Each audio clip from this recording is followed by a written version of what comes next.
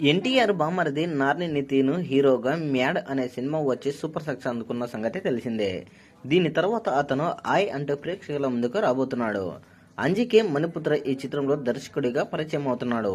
జిఏ2 picture banner పై బన్నీ వాస్, విద్యా కొప్పినేడి ఈ చిత్రాన్ని ఎంతో ప్రతిష్టాత్మకంగా నిర్మించారు. టీజరు, ట్రైలరు వంటివి ప్రేక్షకులను ఇంప్రెస్ చేశాయి. గోదావరి జిల్లాల బ్యాక్ డ్రాప్ లో రూపొందించిన కామెడీ సినిమా కాబట్టి యూత్ ఈ చిత్రంపై ఫోకస్ పెట్టింది. ఫ్యామిలీ ఆడియన్స్ కూడా కడుపుబ్బ నవ్వుకునే కామెడీ ఇందులో ఉంది. మొదటి రోజు ఓపెనింగ్ విషయంలో కూడా పర్వాలేదు అనిపించింది. రెండవ రోజు, మూడవ రోజు కూడా పర్వాలేదు అనిపించింది. నిన్న ఆదివారం కావడంతో ఈ మూవీ కలెక్షన్లు ఇంకా పెరిగాయి.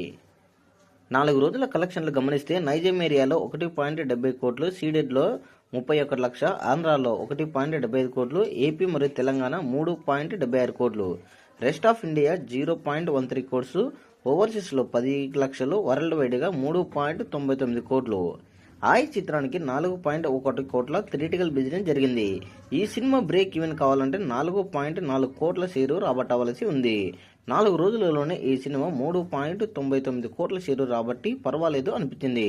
బ్రేక్ ఈవెన్ కోసం ఈ సినిమా ఇంకో 40 లక్షలు రాబడితే హిట్ స్టేటస్ కు చేరుకుంటుంది. ఈ రోజు కూడా కొంతమంది రాఖీ హాలిడే ఉంది కాబట్టి బ్రేక్ ఈవెన్ అయ్యే ఛాన్సులు ఎక్కువగా ఉన్నాయని తెలుస్తుంది. ఆయ్ సినిమా 4 రోజుల కలెక్షన్లపై మీ అభిప్రాయాన్ని కామెంట్ తెలియజేయండి.